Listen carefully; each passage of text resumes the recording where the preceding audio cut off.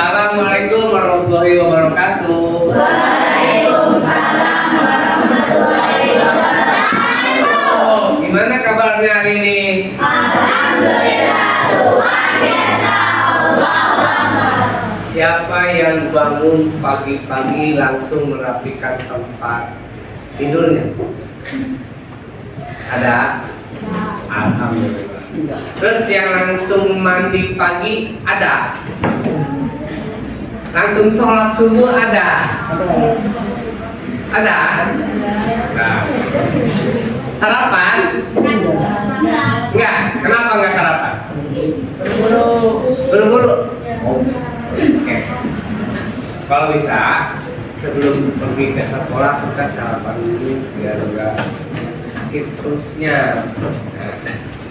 Oke, selanjutnya mau di absen terlebih dahulu nih. Adakah teman sebangku kalian yang nggak hadir hari ini? Ada nggak? Ada. Indah. Oke, Indah aja yang nggak masuk. Ada yang tahu kenapa? Sakit? Semoga kalau misalkan Indah sakit, semoga disembuhkan dan segera kembali ke dalam kelas mengikuti aktivitas sehari-hari. Amin, amin ya Allah. Oke Arya, untuk selanjutnya silahkan bikin doa teman-temannya. Terima kasih. 6 harus rapi, suara ulang. 6 Bismillahirrahmanirrahim. Alhamdulillahirrahmanirrahim.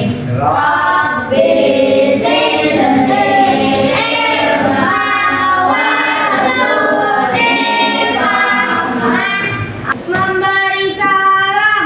Assalamualaikum warahmatullahi wabarakatuh. Silakan pimpin teman-temannya untuk rasa nasionalisme kita. Silakan berdiri terlebih dahulu.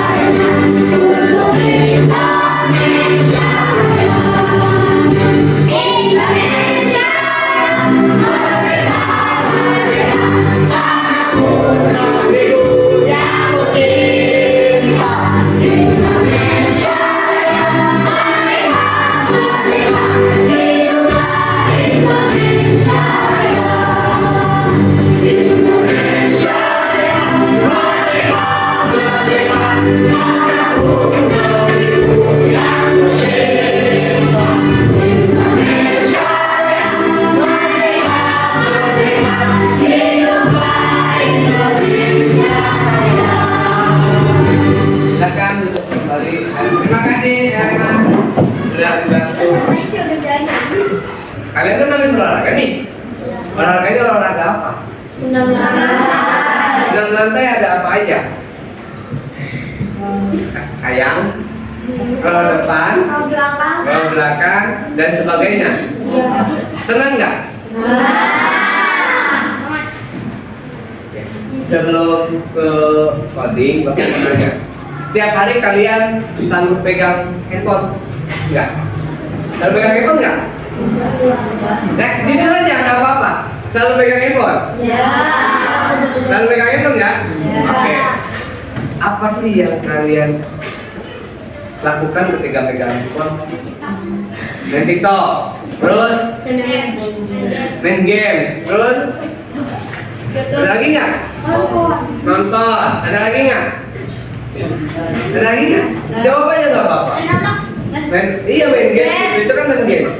Apa lagi? Ada lagi nggak? Nggak ada. Oke. Yang pertama, tadi yang jawab main games ya. Main games. Oke.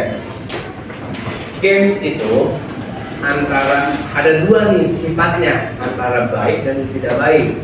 Ya. Baiknya apa? Melatih kecerdasan kita dalam, kalau di game itu bermain game. Contoh, gini, menyelesaikan misi berarti kita harus menyelesaikan tugasnya dong, kan gitu. Nah, tugasnya itu ada yang tingkat sulitnya rendah sampai ke tinggi, kan gitu. Nah, gimana caranya kita menyelesaikan masa tugas tersebut? Nah, jeleknya kita jadi kecanduan tuh. Ya, itu jadi kecanduan saking asiknya ketika mama Karin beli minyak tanah Rin, gitu kan, nggak mau maaf, males nanggung, kan gitu jawabannya. Ya, Dit, tolongin Dit, kan gitu ya. Jadi main handphone itu ada dua sifatnya, baik dan tidak baik. Nah, lagi tadi yang jawabnya TikTok. Nah, TikTok nih. TikTok itu kan hanya klip pendek ya. Yang misalkan ini ada streamer yang berjam-jam live, ketika ada ucapan yang nyeletuk dan menjelekan seseorang, tapi ada clipper, itu namanya clipper. Ada clipper, seorang clipper itu memotong ketika yang jeleknya itu dipotong sama dia sampai ke ujung, yang sampai ke titik pembicaraannya yang bakal rame, dipotong lah sama dia, diupload rame, FYP kalau kata kita mah ya, FYP dapat uang dong si clipper.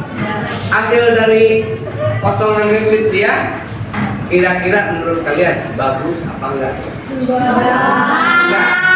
Enggak bagus ya? Kenapa enggak bagus? Menyebarkan berita hoax. Makanya kita sebagai pengguna gadget handphone harus pintar-pintar yang namanya menyaring informasi yang valid. Nah, kali ini ada di coding, tapi sebelum ke etika kecerdasan artifisial, kita harus tahu prinsip dasarnya terlebih dahulu. Bapak mau menampilkan sebuah tayangan, apa sih itu komputasional? Nih, ini.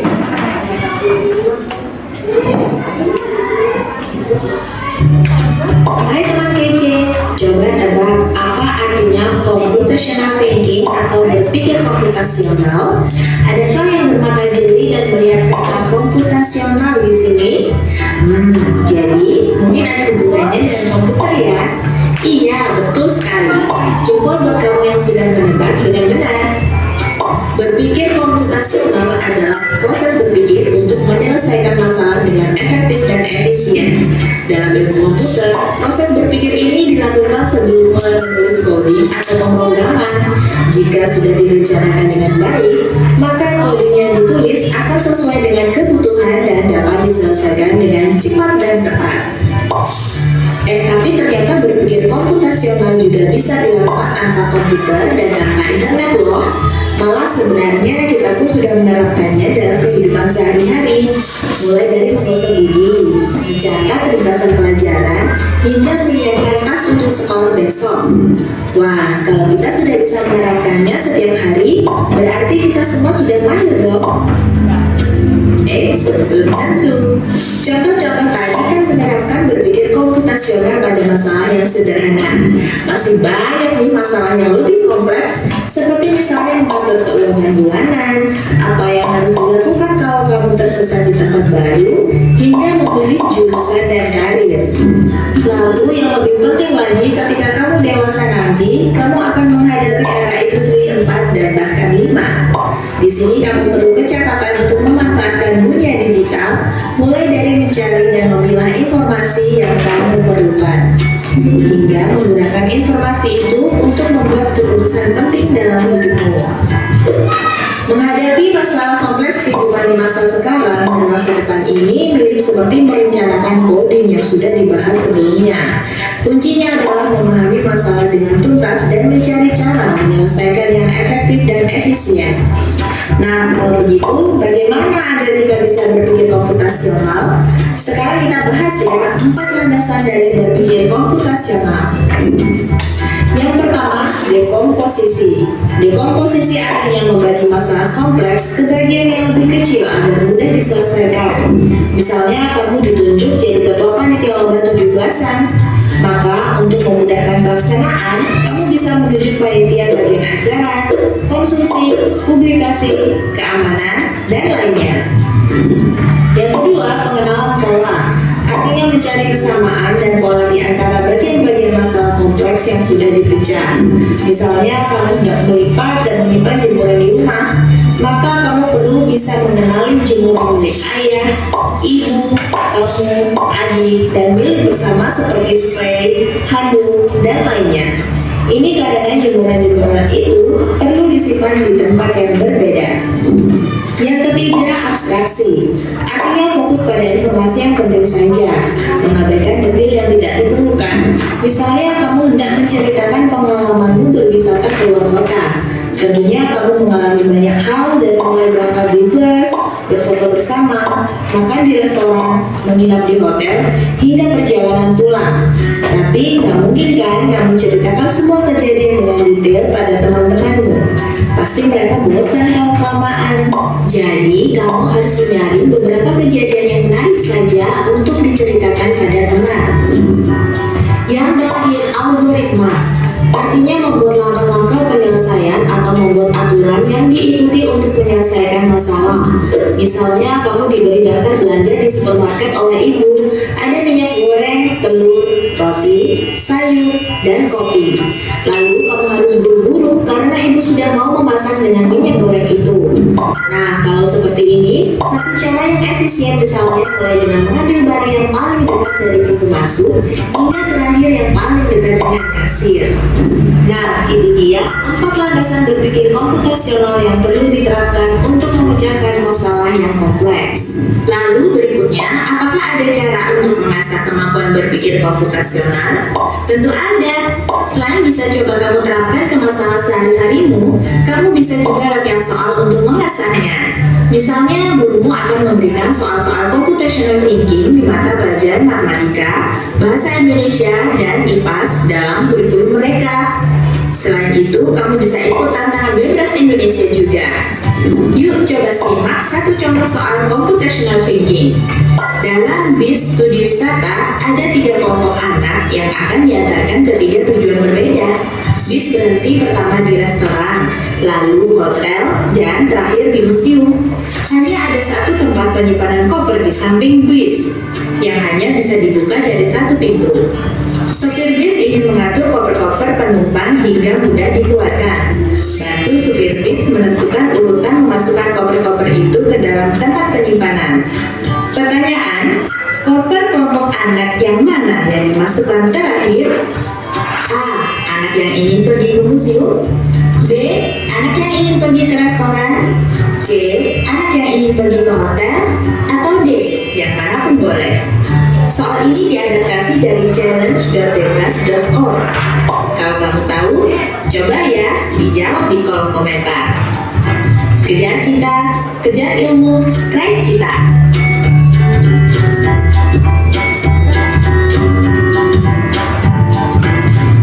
Keempat prinsip komputasional apa aja tadi? Dekomposisi 2, pengenalan pola 3, abstrak 4, algoritma. Ya, oke. Nah, sekarang silakan buat kelompoknya.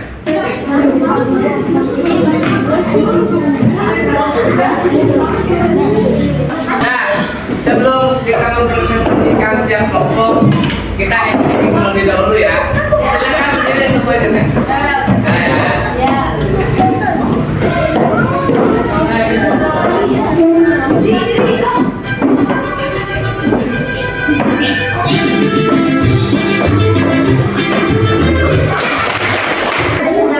Coba kelompoknya lihat depan.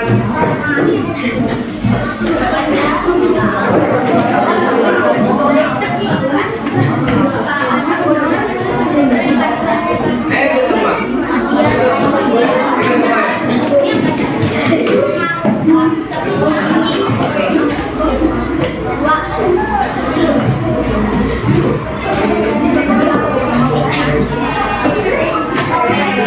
Nah ya, nih kelompoknya Alia. Kita mau tanya nama kelompoknya apa?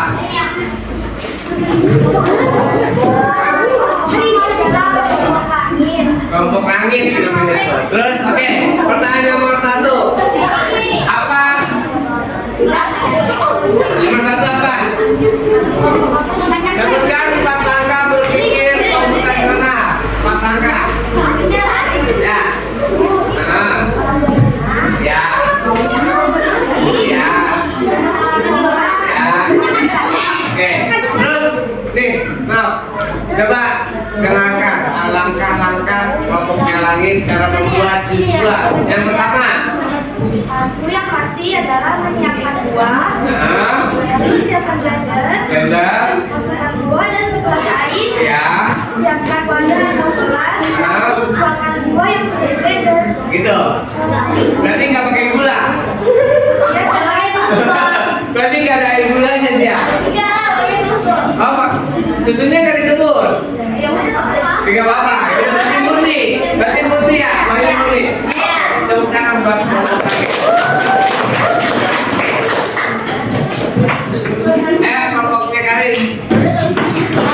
Mungkin pembelajaran coding dan kecerdasan artifisial hari ini cukup sampai di sini, dan kita akan bertemu kembali di minggu yang akan datang dengan materi yang berbeda. Hari ini kita belajar mengenai dekomposisi. Besok kita berarti materinya dengan pengenalan program. Oke. Sebelumnya mau mengucapkan mohon maaf jika ada kata-kata yang tidak berkenan dan mungkin ada yang salah juga.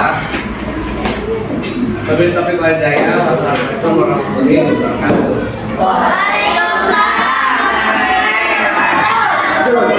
Saya pimpin doa.